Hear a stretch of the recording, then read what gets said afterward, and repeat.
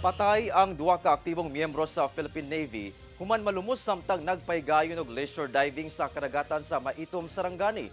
Problema sa breathing apparatus ang gitan-aw nga hinungdan sa insidente. Gilayong gitagad na sa otoridad ang duha ka patayng lawas sa duha ka sakop sa Philippine Navy human nalumos sa kadagatan nga dunay kalayon gikan sa baybay og 1.2 nautical miles sa barangay Mindupok, Maitum, Sarangani banda alas 5:30 adlong Lunes. Ang mga biktima nag-edad og 48 anyos nga lalaki og 50 anyos nga babae.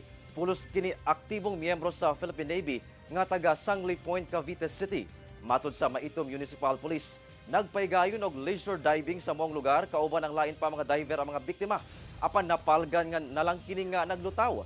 Gilayon kining gidala sa ospital apan gideklara na kining dead on arrival. Ginasuwayan pang makuha og pahayag ang kabanay sa biktima nga posible makasinati og technical problem sa paggamit og breathing apparatus ang maong biktima hinungdan sa ilang paggalumos. Ang diving, alam mo na estimated mo na kung gaano tatagal yung iyong daladalang breathing apparatus kung ilang minuto, 30 minutes yan or 20 minutes sa isang tangke. So alam mo na yon. Kaya mostly ang nagiging cause niyan is yung technical nga, yung minsan naipit yung hose, nagpapanik na sila agad. Hindi na nila alam ang gagawin.